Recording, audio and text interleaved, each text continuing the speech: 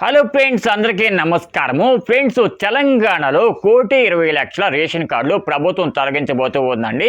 So అసలు తెలంగాణలో ప్రభుత్వము ఎవరి రేషన్ కార్డులు తొలగించబోతూ ఉంది, సో ఎవరికి రేషన్ కార్డు కట్ చేయబోతూ ఉంది అనేదంతా కూడా డీటెయిల్గా చెప్తాను. జాగ్రత్తగా ఎండ్ వరకు చూడండి. ఫ్రెండ్స్, తెలంగాణలో చాలామందికి 2 రేషన్ కార్డులు ఉన్నాయండి. సో అలా ఎవరికైతే 2 రేషన్ కార్డులు ఉన్నాయో అటువంటి వారి యొక్క రేషన్ కార్డులన్నీ కూడా ప్రభుత్వం తొలగించబోతూ ఉందండి.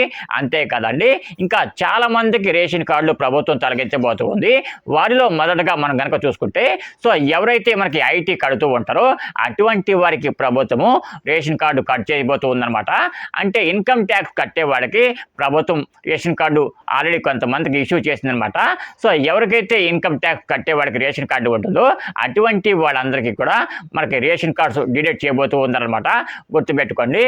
సో రేషన్ కార్డు ఐటీ కట్టే వాడికే కాదండి, ఎవరికైతే సొంత కారు ఉంటుందో అటువంటి వారికి కూడా రేషన్ కార్డు కట్ చేయబోతూ ఉన్నారని గుర్తుపెట్టుకోండి. సో కేవలం ఐటీ కట్టే వారికి అలాగే కారు ఉన్న వరకే కదండి, తెలంగాణలో ఎవరైతే మనకి సంవత్సరానికి 5 లక్షల కన్నా కూడా ఎక్కువ డబ్బు సంపాదిస్తారో అటువంటి వారికి కూడా రేషన్ కార్డ్స్ కట్ చేయబోతూ ఉంది ప్రభుత్వము. కాబట్టి ఎవరైతే రేషన్ కార్డు ప్రస్తుతం ఉందో అటువంటి వాళ్ళు కాస్త జాగ్రత్తగా ఉండండి. ఎందుకంటే ఒకసారి రేషన్ కార్డు కట్ అయిందంటే మళ్ళీ రెండోసారి ఇష్యూ చేయదనమాట. గుర్తుపెట్టుకోండి. సో చాలామంది 5 లక్షల కన్నా కూడా ఎక్కువ సంపాదిస్తూ కూడా రేషన్ కార్డు ఉందన్నమాట చాలామందికి. అటువంటి వారందరూ కూడా కాస్త అలర్ట్గా ఉండండి. ఇకపోతే ఎవరికైతే ఐటీ కడుతూ ఉంటారో ఐటీ కట్టే వారికి కూడా రేషన్ కార్డు తొలగించాలని చెప్పేసి కూడా ప్రభుత్వం నిర్ణయించిందనమాట. సో సెప్టెంబర్ నుంచి ఈ రేషన్ కార్డు డిలీట్ అంతా కూడా జరుగుతూ ఉంటుందన్నమాట. సో సెప్టెంబర్ నెలలో కాస్త జాగ్రత్తగా ఉండండి. సో ఎవరైతే రేషన్ కార్డు రీసెంట్గా తీసుకున్నారో అటువంటి వారు కూడా కాస్త జాగ్రత్తగా ఉండండి. సో ప్రభుత్వం తొలగించిన రేషన్ కార్డు యొక్క లిస్టులో మీ యొక్క రేషన్ కార్డు కూడా ఉందా లేదా అనేది చెక్ చేసుకోవాలంటే తప్పకుండా ఈపీడిఎస్ వెబ్సైట్కి వెళ్ళి మీ యొక్క రేషన్ కార్డు నెంబర్ కనుక కొట్టినట్లయితే మీ యొక్క రేషన్ కార్డు డీటెయిల్స్ మొత్తం కూడా అక్కడ చూపించడం జరుగుతుందన్నమాట. ఒకవేళ మీ యొక్క రేషన్ కార్డు కనుక డిలీట్ కనుక చేసినట్లయితే ప్రభుత్వము అందులో మీరు నెంబర్ కొట్టినా కూడా మీకు డీటెయిల్స్ ఇవి కూడా చూపించమన్నమాట. ఇదే గుర్తుపెట్టుకోండి. సో చాలా మందికి రేషన్ కార్డు డిలీట్ అవుతూ ఉన్నాయన్నమాట. సో రేషన్ కార్డు మీకు ఉందో ఊడిపోయిందో తెలుసుకోవడానికి ఇదే గుర్తు అనమాట. ఫ్రెండ్స్, ఇంకొక ముఖ్యమైన విషయం ఏంటంటే, ఎవరికైతే తెలంగాణలో కొత్తగా రేషన్ కార్డు వచ్చిందో అటువంటి వారు తప్పకుండా ప్రతి నెల కూడా రేషన్ తీసుకోండి.